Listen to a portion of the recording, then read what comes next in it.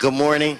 It is Friday, September 18th. I want to welcome everybody to this morning's committee hearing. Madam Clerk, you want to get this started? We do have a quorum. We may want to start at this point with, well, anyway, I'll let you. We may want to start with general public comment, and then we'll go into. There are 7 items on this morning's agenda and general public comment. Yes, I'm going to do general public comment now. Okay, so I'm going to get Mr. Previn and Mr. Herman. General public comment. I'll go 2 minutes. I think I can get out of here in enough time.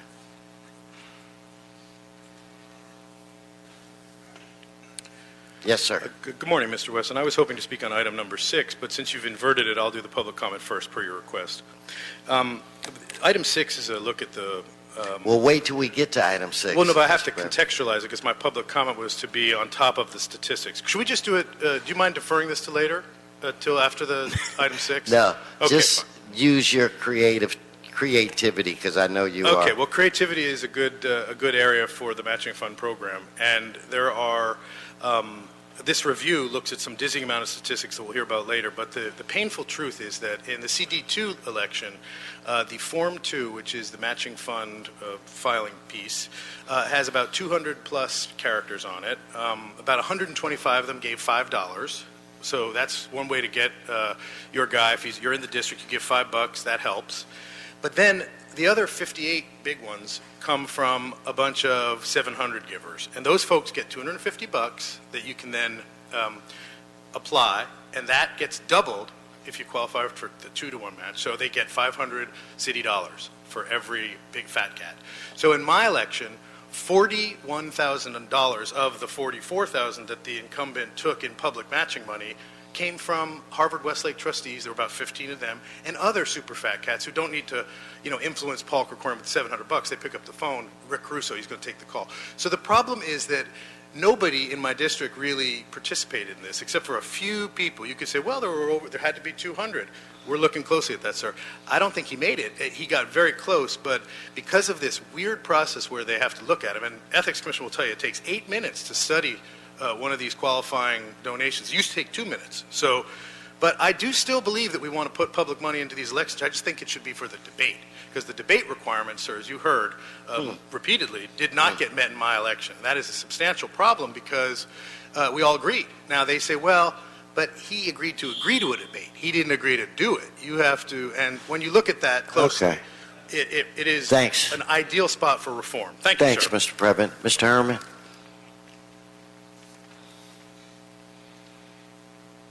Back on general public comment. Hooty-hoo. Think of all the malicious, disruptive decisions you made in the last week, Mr. Herb Wesson, denying me censorship. I want to hold his time. Mr. City Attorney, the general public comment, doesn't it have to pertain to loosely what this committee does? Then go right ahead, Mr. Herman. See how disruptive you start the meeting off? Just because you don't want to be criticized by 54950, the handout of the Brown Act? Everyone's aware of what the Brown Act is, except you, Herb Wesson, you little master plantation owner. You think you could just tell people to shut the fuck up when you want? You've never heard me tell you that. I may have thought it, but you have never heard me say that. That's why I got you to speak out right now. See, you're being disruptive, taking a few seconds off my fucking time. That's the point of the Brown Act, is that for you to keep your mouth shut and take the criticism from 54954.3 parentheses C's and stick it where the sun don't shine. Because, again, you're taking away from the public the harmony of what our sovereignty is. And that's to say to you how you're going to run the city of Los Angeles on behalf of all of us. Now, on the business of DWP, how do you like that? They finally caught up with you, huh? Now you don't have a special piggy bank to dip back and forth into the general public fund. And it just gets funnier every time. That is not within the jurisdiction of this body. Okay. Going back into general public comment, thank you, Mr. Dion, for clarifying that, because that's a good point. You see, the plantation worker knows what the hell he's doing when he escapes like Frederick Okay, Douglass. thank you very much. Okay, thank you. Your time is over. Your time is over. Let's be quick. All right, so that brings us, Madam Clerk, to the actual items for today. Mr. City Attorney, I wanted to give, I think Mr. Herman is on every card or every item, so I'll give him 3 minutes, and he can just, so Mr. Herman, we'll start with you. You have 3 minutes to speak about any item that's on the agenda. But it has to be items that are on the agenda. Item 1, resolution by Bonin and fucking Weezer and the CLA to report the fucking relative, including in the city's 2015-2016 federal legislation program for fucking support of any administrative fucking action which would approve the state's fucking action by the Department of Healthcare Services 115 waiver petition to allow medical funds to be used to provide housing for homeless patients. Homeless patients are the homeless people that you've created in your action. That's fucked up. But there's no impact statement committed or submitted. None. And going into item 2, the CLA report, resolution by fucking Weezer and fucking Chipmunk Fuentes relative, including the city's federal fucking legislation program to support S932 lay in historic downtown fucking preservation access act, which is fucked up, which would amend International Revenue Code of the 1986 fucking refundable tax credit for the installation for fucking sprinklers and fucking elevators that would work historically for structures that deny access to the public who are disabled.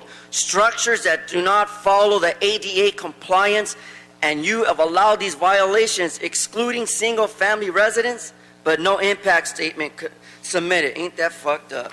Going on to item number 3, resolution from Peppa Pig, Coritz, and Faggot O'Farrell, the CLA to report relative, including the city's 2015-26 state legislation program to support HR 28, an effort to expand fucking human education in California schools. Well, the fucking school system's fucked up. Don't you understand that? That's the reason why Jerry Brown had to allow those fucking fools up there to let the proficiency test be changed or waive it so the children cannot get a good education to go to fucking college. That's what's fucked up.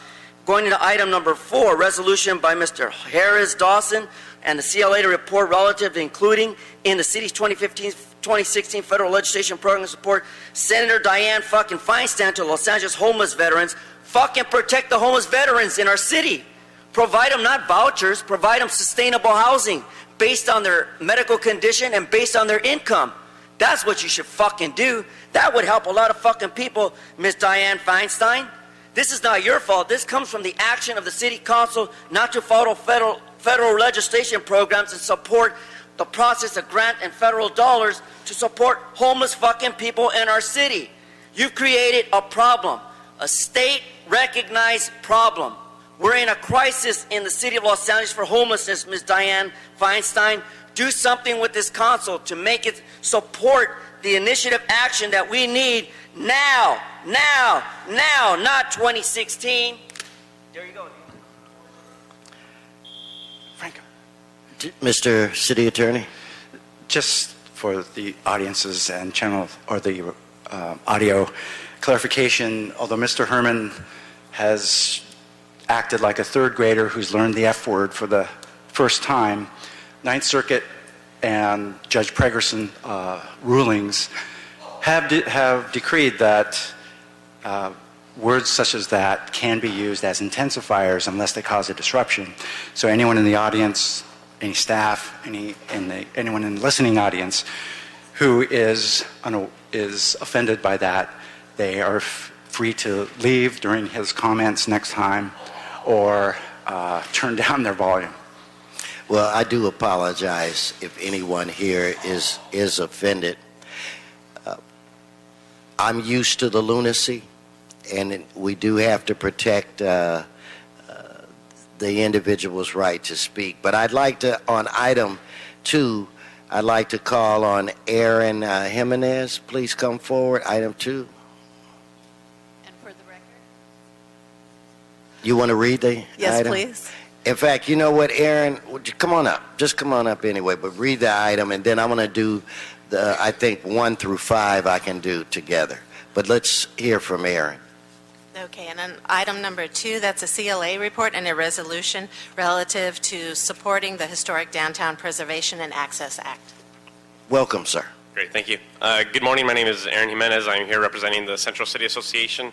CCA supports a resolution to support Senate Bill 932, the Historic Downtown and Preservation Act, to allow a refundable tax credit of 50% of the cost for installing an elevator system or sprinkler system. We believe that this is important to continue the Bring Back Broadway initiative. There are a number of historic buildings in downtown Los Angeles, and it will play a big role in revitalizing a lot of those buildings and helping them out. So we hope that you support your resolution. Yeah, thank you for coming down. Okay, Madam Clerk, let's go through the 1 through 5 items, and then we'll call for votes. All right, items 1 through 4 are reports from the CLA and resolutions relative to establishing the city's position on legislative matters. 1 is to allow Medicaid funds to be used to provide housing for homeless patients. Item 2 is the Historic Downtown Preservation and Access Act. And number 3 is the effort to expand humane education in California schools. And number 4 is to support Senator Dianne Feinstein's LA Homeless Veterans Leasing Act. All right. So, Mr. Previn, once I begin work on the items, I don't take cards after that. So let's, on these items, let's, item 1, we'll adopt the CLA report and resolution. Item 2, we'll do the same thing. We'll adopt the CLA report and resolution. Item 3, the CLA report and resolution. And item 4, we will do that as well. So without objection, these items will be deemed approved. Now, where are we? We're just going to note and file item 5, or? Well, item 5 is a report from the city clerk and the LA County Register Recorder relative to the transition of election responsibilities from the city clerk to the LA County Register Recorder. Okay, let's note and file that. And let's go on now. What's before us, items 6 and Yes. 7? Correct. Okay, we'll start out with item 6, and I have public comment on these items. And item 6 is a City Ethics Commission report relative to the 2015 Matching Funds Review. Oh, wait a minute. You know what I wanted? Before we do that, maybe we go to 7. I'm really interested in that conversation, and we'll save 6 for last. So if you could read 7. And item 7 is a city clerk report relative to election code changes allowing acceptance of vote-by-mail ballots and funding for first-class postage for vote-by-mail ballot. Okay, so those of you that are here on 6, I'm going to get to that next. Good morning, and why don't you tell us about how you guys perceived what just happened and what differences did we make, and so go right ahead. The floor is yours. Sure. Good morning, Holly Walcott, City Clerk. For the last round of municipal elections, we did implement the post-election day +3, where we allowed late ballots.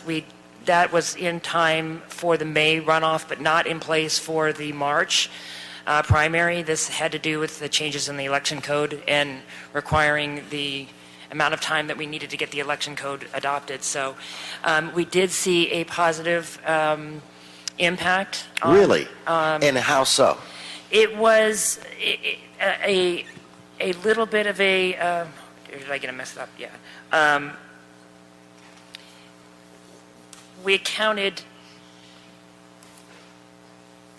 We received 829 ballots that were counted. After? After. So it's not a huge difference, but it is in concert also with state law and other jurisdictions that have implemented it, and it allowed those people who had mailed their ballots on Election Day to have their ballots counted. So it's really hard after you've implemented something one time to know what the overall impact is, because there's many things that play into an election, and I will always continue to advocate that the number one thing that has an impact on turnout is what is the actual items on the ballot. But anything that we can do, even if it changes 1% or 2%, to help enfranchise voters. So it had we had a reduction in the overall percentage in the amount of ballots that were not counted by 1% or 2%. So from that standpoint, it was successful. Well, let's still spend a moment on this. And this was, this affected what would be our general Correct. election. And we opted to count votes that came in up to 3 days Up to 3 days. after the actual election. Correct. And what you're telling me is we had additional votes that we counted, almost 900. Correct. This is the very first time that we did do it. Correct. It was our goal to try to listen to more of the voters in this district. Absolutely. So I don't think you can deem success or failure based just on the number. It would appear that this was a successful program, and that as time goes by and individuals realize that, it's election day, but I can still mail my ballot, I think that those percentages and those numbers will grow. And I'm a firm believer in that we have a responsibility to make it as easy and as convenient as we can to the residents of this city so that they can vote. So to me, that's something that we did, and this committee worked on that, and all of you worked on that, and I think that's one where we can do a attaboy. I think it's moving in the right direction. Thank you for, I think that's a good thing. Okay, so now let's hear about the other thing that we tried was to, on our vote by mails, we added the postage, or why don't you explain that? And I want to hear how that went. Okay, so if we deem the Election Day plus 3 a success, and just for the record, in the primary election, those that were too late were 2.91%, and for the general, only 0.39%. That's good. So that's really good. So, as you state, we do consider that a program worth continuing. I also am a fan of paying for the return postage. Anecdotally, for me, it made a difference because I didn't have to go looking for a stamp. The numbers don't necessarily fall in line with what happened to this past election. We did not see an increased rate of returned vote by mail. But again, that after having only done it for the primary and general election, it's pretty hard for a one-time election to tell whether or not a program is a success. How much additional dough did that cost us? We spent an additional $90,000. 90? Mm-hmm. Okay, so but we did not have to pay if people did not turn it in. It's not like that was wasted postage. No. We only paid for those that were correct. There were 195,957 ballots that were returned. It works out to about 45.7 cents each. Again, I think it's too early to give up.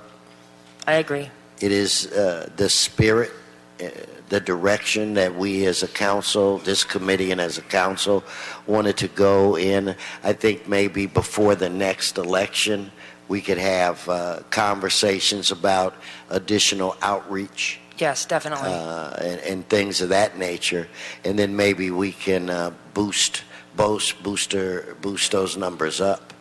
So still, I view it as a positive. And as you stated earlier, anything we can do to enfranchise voters and make it easier for them, we're definitely all for. The only thing I will state for the record is the fact that in 2020, the county does not pay for return postage. So our 2017 would be our last opportunity unless we worked out some deal with the county to... Well, I'm glad you brought that up. So I don't know what kind of action this committee should take, but I do believe a conversation should begin, and I don't know if that would be with your office, speaking with the county's register. We have enough time to have a good dialogue to see if they might be interested in doing this as well. And if we do a good job in 2017, then we could use that data to help make our case. Certainly. But I would begin a dialogue now. And we can do that. That can be part of our task force that was you previously adopted under item number 5. Okay, and that's something that you should keep us posted on. We'll report quarterly. Okay, then that's fine. Again, I want to salute you and the members of your staff for the work that you did on the past election, and let us stay focused and continue to do everything that we can to afford Angelenos the opportunity to vote as seamlessly as possible. Absolutely. And for the record, September 22nd, next Tuesday, is National Voter Registration Day. So just so anybody who's listening knows that, please get out and register to vote. Okay, and we all agree with you on that. Please register. If you don't vote, you shouldn't complain. Thank you, Ms. Walcott. Okay, so on Mr. Harris Dawson, did you want to say anything related to that? No, I just wanted to note that, in 5 years, our elections will be aligned with the county. So it seems like we need to get the business of the postage worked out well in advance of that. Oh, definitely. Okay. Again, we're meeting regularly with LA County now for the whole transition. Oh, that's great. So it will be a part of the discussion. That's excellent. Okay, so without objection, Madam Clerk, we will note and file this item. Okay, that brings us to item 6. Would you read the item again? I will not interrupt you this time. Item 6 is the City Ethics Commission report relative to the 2015 matching funds review. Okay, we're going to start off with public comment on that item. And Mr. Harris Dawson, I have a couple of dear friends, one I haven't seen in a while,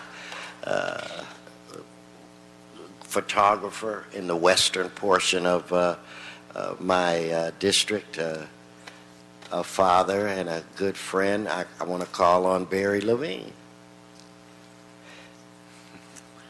He's got his camera. He's got his camera. Good to see you. Thank you. Go ahead. Council members, I rise to support the 6-to-1 matching funds motion. I rise to represent those unable to attend today, a workday morning. I rise to state we the people are unhappy with the vast influence of money has on our political outcomes. I rise to say it's time to drain the swamp of corruption caused by the influx of large sums of money in the political process. I rise to support a U.S. constitutional amendment stating money is not free speech and corporations are not people. I rise to ask you, the Rules Committee, to pass this motion of 6-to-1 matching funds out of committee and onto the full council for passage in order to return the power to the people of this great city, Los Angeles. It's one step in the right direction towards public financing of political campaigns, and I believe it will increase voter turnout and better outcomes in our political decision-making. Thank you for your time and consideration of my position on this issue of great importance. Nice to see you. It's a pleasure. In fact, Barry, it's always a pleasure to see you. Kathy Fung, good to see you. It's been a while. I want to thank the Rules Committee for taking this important issue. The Ethics Commission's been looking into this question about whether to raise the match rate for candidates who commit to raising money from small donors and constituents who are residents of LA, and we 1,000% support this move. We think that when we look at other jurisdictions like New York City, there have been studies that actually have compared New York City's matching funds system, which has a 6-to-1 rate, with Los Angeles's, and we're moving slowly in that direction. And what they're seeing is that in New York City, you have donations that come from every single neighborhood, rich, poor, regardless of ethnicity, from Harlem to Chinatown to parts of the Upper West Side. And what we're seeing is, instead of it always being concentrated from the richest parts of New York City, that in fact people from around the city are participating in the political conversation by giving their small donations, because they know they'll be amplified through the matching fund system. So we're excited that the LA City Council is taking this issue up. We think that there are a lot of things to be learned from the New York City model, and we'd love to work with you on the details of those, including figuring out how to amplify those small donors so that when city council candidates make an effort to go out and talk to your constituents and somebody says, yeah, I'll give you $20, that we're really rewarding those candidates for doing that, because ultimately that's what democracy is about, is you connecting with your constituents, listening to them, taking those concerns into account, and then ultimately representing those voters. So we do thank you for that. Quick note on item number 7. We're excited that the city has made the advances that you have to both pay for return postage, but also to count those ballots that come in that are postmarked on Election Day and 3 days later. Sorry. Last sentence. Sorry. I just want to note that we were talking about what LA County is going to be doing. We are currently, there's a bill, SB 450, that talks about mailing ballots to every single voter. Okay, you see him standing up? Yes. You see him This is standing item up? 6, actually. As So, we have a so conversation, thanks. we just want to make sure that it's taken into account. This is item thank you. 6. Let me just say this before you leave. I made a commitment to you personally that where it relates to the matching conversation, that we would have that conversation and that it would be a very serious conversation. So I just want to recommit to you that that's what's going to occur. We will probably have some conversations going forward.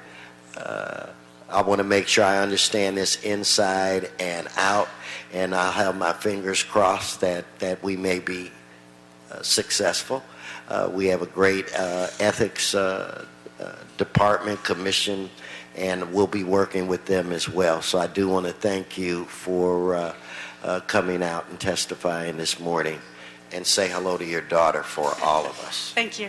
Okay, Noel, do we have a Noel Sales, or is it Sanders? Well, come on up, Noel. I got a little Snyder. I got it. Snyder, yes. I got it. Thank you so much. Esteemed committee members, my name is Noah Snyder. I'm an organizer for California Clean Money Campaign, and I live in Los Angeles. In my capacity as an organizer, I speak all the time to voters who are shocked and appalled by the unlimited campaign spending unleashed by Citizens United, and how much they want solutions like this to empower regular voters. Before I joined CCMC, I had the pleasure of working as an organizer for one of the newly elected council members, and voters complained time and time again about the influence of corporate and special interest money, with the biggest focus being on contributions from developers. Now, rightly or wrongly, voters thought that council members and other elected officials would be beholden to corporate contributions. This sentiment seemed especially strong with low-income and ethnic minority voters who often feel that their vote and small donations don't matter. And that's why I support the changes like those proposed by the Ethics Commission. Having small donations matched by 6 to 1 would surely encourage voters to participate. But we need to go beyond the Ethics Commission's proposal to ensure that matching funds help small donors and not big donors. If voters in the election I worked on, many of whom would be lucky to give just $50, knew that wealthy donors would get $1,500 in public matching funds for their large donations, while candidates were still raising money from developers, they would get more cynical about city politics. That's why I think the 6 to 1 match needs to be limited to at most about $100 or so, and ask that you ban contributions from non-individuals, at least to publicly financed candidates. We are by far the greatest city in this country, and why we should have the greatest public financing system in the country as well. Thank you so much for your time. Thank you. Thank you. And before I call the next speaker, I do want to add, Madam Clerk, that Miss Kathy Thang, it was her commission that made the recommendations that we put a stamp on the vote by mails, and that we count ballots that were 3 days after the election. So I don't want to take, I can't take the credit on that. We were smart enough to listen, so I do want to give credit where it's due. Mr. Previn. Eric, Mr. Previn, you here? Oh, I see you to my left. And then you'll be followed by Trent Lange. Mr. Previn. Sir, I took the time to read the report carefully. Could I have the 3 minutes like Mr. Herman got? We didn't... No, Mr. Previn, you're on this item. Okay, fine. So I appreciate the discussion of the 6 to 1 match. In the CD2 election that I was talking about earlier, we had 124 of the 234 total folks on these claim forms gave $5. So that was $625. So if the 6 to 1 match were in effect, that would increase the voters for Kathy Fang and Trent and the others, a total of $3,600 of voting power for these less affluent voters. Sir, $3,600. Okay. We need to obviously, we don't want, this, something is not working here, sir, for a variety of reasons. We had a 12.2% voter turnout. 28 of the candidates applied for matching funds. 14 got them. 13 got the higher match rate of 2 to 1. You should know that 5 out of 7 of the winners took matching funds. But guess who the other 2 were, sir? You and Mr. Englander, who is the nephew of a lobbyist and raised over $400,000 for a non-competitive race. So, though we appreciate that, it's not really effective. The whole point of this, if you recall, of the matching fund program is to bring up voters. You know, we want to promote a public discussion, help promote a stage for multiple voices. But there is a debate requirement. I'm going to have to go through this because it's painful. I signed up for matching funds, as did the CD2 incumbent, Paul Krikorian. We both signed the form. But unfortunately, sir, he did not agree to debate me. He signed the thing. So I learned from the Ethics Commission, who've not told me this directly, but between well, let's the lines, stay on the 6 to 1. This is the point. This is the debate No, requirement. it's not on the 6 to 1. Sir, the 6 to 1 is not on the agenda. As you just pointed out. Mr. City Attorney, we're talking about the matching. Hold his time. I'll give you another few seconds. This is regarding the matching funds. With then bring it home, Eric, because I missed it. Go ahead. Sir, please just give me a minute and I will try to... I want to give it to you. A minute, not 3 seconds. No, just go on. Just talk. I have to size it appropriately, sir. Go on. Put something on the clock. No, just speak, Eric. Sir, okay, fine. I've had experience with you, sir. Here we go. Okay, as I was discussing, unfortunately, the Ethics Commission's report, which you asked them to look at their own recommendations from last time, and also how things were 2011 compared to 2015, they don't make any comments about the recommendations they heard in live Ethics Commission sessions. And by the way, sir, I do appreciate your willingness to look at this and discuss it, but you've promised to come to the Ethics Commission where we could interview you about some of these things. for almost 2 years, and I keep waiting. I show up like a little smiley I've been guy. to the Ethics Commission. Come on, I'm giving you extra We'll check time, that. Mr. Yeah, I've been waiting, sir. Mr. I've been Previn. waiting. Stay on this. Okay, you're interrupting me. It's not fair, sir. Okay. He's actually spoken for about 3 minutes now. $1 million of I told the him I'd let money him went finish. to people who gave the max of the matching fund. Okay, 158,000 went to other little donors. Last So sentence. this program, sir, is not working properly. Thank you. Thank you, Mr. Previn. Mr. Is it Lange, Trent? Come on. I knew it was you because I know your face. Thank you. Thank you, Mr. President and Councilmember Harris Dawson, for taking up this very important issue. We are very happy to see the results of the Ethics Commission's reports about how much benefit there has been from the first round of changes that the Council put into place last time around in terms of increasing the number of small donors that participate in campaigns, and specifically city donors. That's really important. And we fully applaud the Ethics Commission's proposal to increase it to a 6-to-1 match and to increase the maximum matching funds. It will even further strengthen the system. The one thing that we'd like to talk about a little bit, though, is encouraging you to look at changing the one aspect so that it only actually helps small donors and not larger donors. Under their current proposal, contributors are matched up to the 6-to-1 match up to the first $250, giving them a $1,500 worth of matching funds. And most Angelenos can't afford to give $250.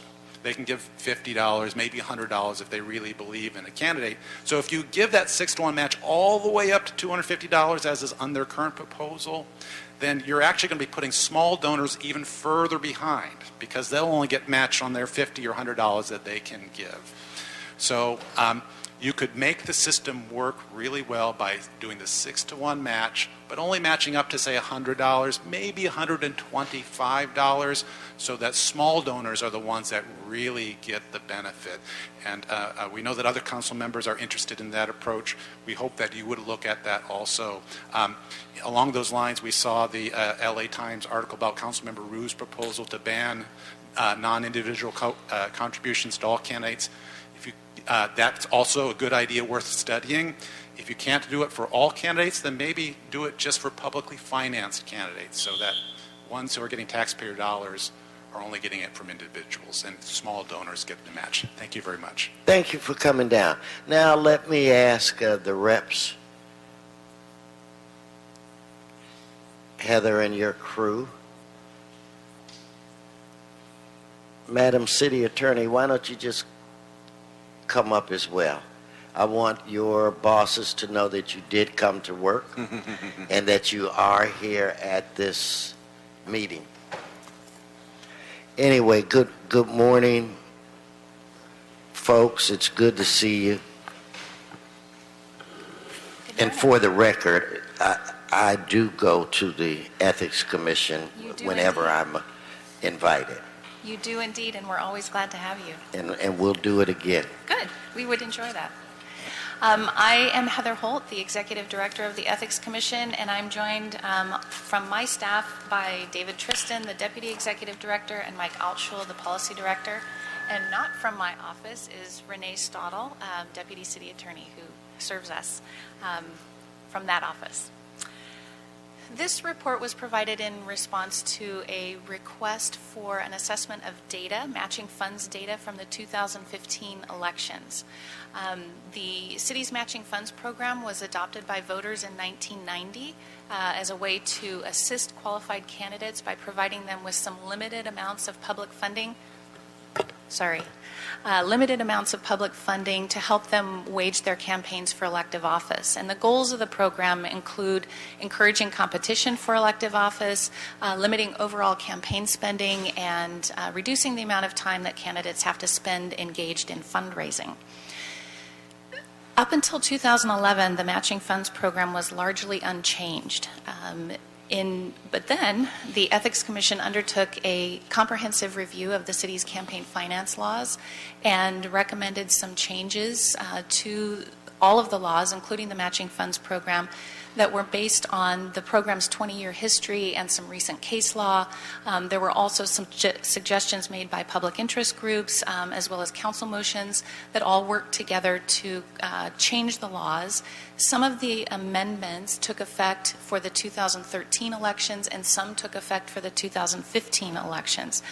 So the reason that matching funds data from the 2015 elections is of particular interest is because of three specific laws that took effect with those elections. The first law, that took effect is a requirement that qualified candidates, in order to receive public funding, must obtain contributions of $5 or more from at least 200 in-district residents. And for city-wide candidates, that becomes 200 in-city residents. This was the result of a suggestion by public interest groups, and prior to the 2015 elections, there was no minimum requirement on the number of contributions in-district, in-city, or anywhere. The second new law that took effect in 2015 is a requirement that contributions must come from individuals who reside within the city in order to use them to qualify to receive public funds or to be matched with public funds. Prior to 2015, we had two different kinds of laws that applied in this area. For the 2013 elections, contributions could come from any individual, regardless of where that individual resided. And prior to that, for the 20 years prior to that, contributions could come from any person, which includes non-individuals like businesses and other entities. And the third new law that took effect in 2015 is a requirement that candidates obtain 1,000 signatures from district voters during the ballot nomination period in order to receive an accelerated rate of match. If a candidate receives 1,000 valid signatures, then that candidate can receive public funds at a 2-to-1 rate. Let me stop you for Yes. a minute. We've been joined by our city attorney, Good morning. Mike Fuhr. He came to check on you. Now, aren't you glad I made you come to the front table? Go ahead. Thank you. If a candidate receives 1,000 valid in-district voter signatures, that candidate is entitled to receive public funds at a rate of 2-to-1 in a primary election and 4-to-1 in a general. And that means if it's a 2-to-1 rate, you get 2 public dollars for every single matchable private dollar that you collect. If a candidate does not receive 1,000 signatures, then that candidate receives public funds at the previous historic 1-to-1 rate. This was the result of a council motion, and prior to 2015, there was no signature requirement, and all qualified candidates received the same rate of match. So there's a lot of data in the report relating to the matching funds program, and I do want to say that the staff did an amazing job of compiling and analyzing the data and in a very short amount of time, and I very much appreciate their efforts. Because we have only had one election cycle that these laws have applied in, we can't really make any firm conclusions about what the data is telling us with regard to the effects of these new laws, but we did make some initial assessments by comparing the 2015 data with data from 2011, which is the last time that these seats were on the ballot. That's the closest baseline that we have in terms of comparisons. Well, some of what we do is going to have to be a leap of faith. Yes, yes, absolutely. That's absolutely right. There are more leaps of faith than people might think in a matching funds program. True. So I will walk through our initial assessments briefly for each of the three new laws and tell you kind of what the data seems to be telling us at this point. Okay, go right ahead. For the first new law, which is the contributions of $5 or more from 200 in-district residents, that appears to increase the number of smaller contributions that matching funds candidates submit to be matched and to use for qualification p38% In 2011, contributions valued at $100 or less represented 38% of all contributions submitted by qualified candidates in that election. In 2015, that percentage rose to 58%. So there is an increase in the Did number it? of, yes, and that is despite the fact that the contribution limits increased. In 2011, the contribution limit was $500 per person for council candidates, and because of changes to the consumer price index, that number was $700 per person in the 2015 election. So at the same time that an individual could contribute more, we saw a significant increase in the number of smaller contributions. We do note some additional factors, though, in relation to each of the initial assessments that we have made. One note with regard to smaller contributions is that smaller contributions means more work, both for candidates and for staff. Even in 2011, when the match rate was 1-to-1, there were about 2,700 contributions in total that were submitted by matching funds candidates. In 2015, when most of the candidates qualified for a higher rate of match, and one might assume that fewer contributions were necessary in order to maximize participation in the program, that number increased pretty significantly to about 7,200. So there were far more contributions that were in play during the matching funds cycle in 2015. Candidates have to submit requests for payment to us, and in 2011, the average number of contributions on a request for payment was 54, and that number nearly doubled in 2015 to 93. So each request required more work on the part of candidates. We did also note that while contributions of $100 or less represent about 58% of all the contributions that were submitted, they represent just 10% of the value of those contributions. So there is some disparity there. We also note that the amount... Could you repeat that, Mr.? Can you say, when you say the value?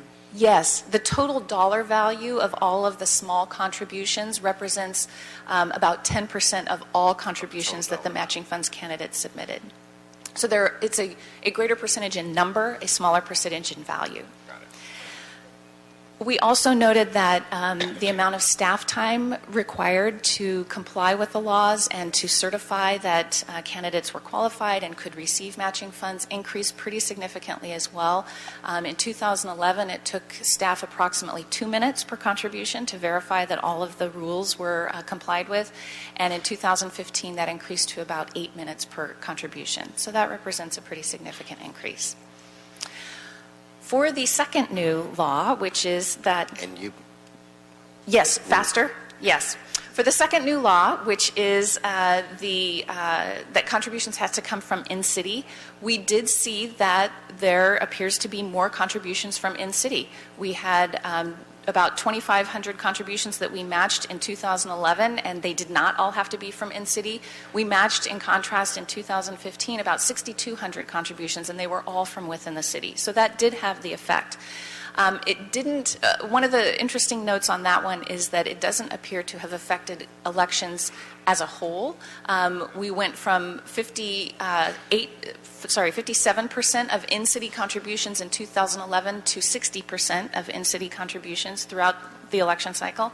And it appears that even non-participating candidates, those who don't have a legal incentive to seek in-city contributions, were keeping pace with the participating candidates. In 2011, 55% of their contributions came from in-city, and 58% came from in-city in 2015. So the program doesn't seem to have a significant effect on whether you're participating in it or not. In addition, the staff time, again, because of the city residency requirements, was increased by about fourfold to verify each contribution. For the third new law, which is the signature requirement, our initial assessment is that it didn't have a very significant effect on a candidate's ability to receive the accelerated rate of match. There were 14 candidates who qualified to receive matching funds, and 13 of those 14 did obtain the signatures necessary for the increased rate of match. However, in 2011, when there was a 1-to-1 rate, and in 2015, when most of the candidates received an accelerated rate, the same percentage of candidates maxed out, received the maximum public funding available to them, and it was about 29%. Another note is that the requirement does create disparity among similarly qualified candidates. The one candidate who did not obtain the signatures required to receive the accelerated rate did not receive the maximum public funding available to him, despite the fact that he submitted over 4 times as many contributions for match as his key opponent, and that key opponent did max out. So there is a disparity in the amount of work that is required for candidates who do not receive the accelerated rate of match. And in addition, the city clerk's office was affected in terms of staff resources by this requirement. They are required to verify all of the signatures for matching funds purposes in the same way that they verify signatures for ballot certification purposes in that same very small amount of time that they're given to do that. In 2007 and 2011, one candidate submitted 1,000 signatures for verification, and that number skyrocketed in 2015 to 13 candidates. And every candidate that submits 1,000 signatures doubles the amount of work that's required of the city clerk's office for that purpose. So that is a very brief overview of our initial assessments of the data. It will be interesting to see how future elections affect the data. In 2017, our next regular city elections, there will be citywide ballots or citywide seats on the ballot, and that can change the landscape of an election. In addition, all elections after that will be synced up with the federal and state election schedule, and I think we're anticipating some changes on the campaign finance front, including the matching funds program as a result of that as well. So we very much appreciate your inviting us to be here and your interest in the matching funds program, and we're happy to answer questions. Okay, well, I can't thank you enough. I think that in listening to public comment, in listening to you guys as well. First of all, David, I always just thought I thought your first name was Tristan. So I learned something new today. So he answers to anything. I'll start calling you David instead of that. But there's a lot of work to do. Yes. And so we need to continue to work closely. We'll listen to the public. A lot of the suggestions that we've moved forward on, we've received from them. A lot of the information seems to be positive. We still have some hiccups, and again, like I like to say, this is the beginning, it is not the end. So with that said, I want to thank each and every one of you for coming. Defer to the Madam Clerk. Do we have any more business? We'll continue this item, but do we have any more business before this committee? That completes all the business this morning. This committee is adjourned. Thank each and every one of you for coming. Thank you very much.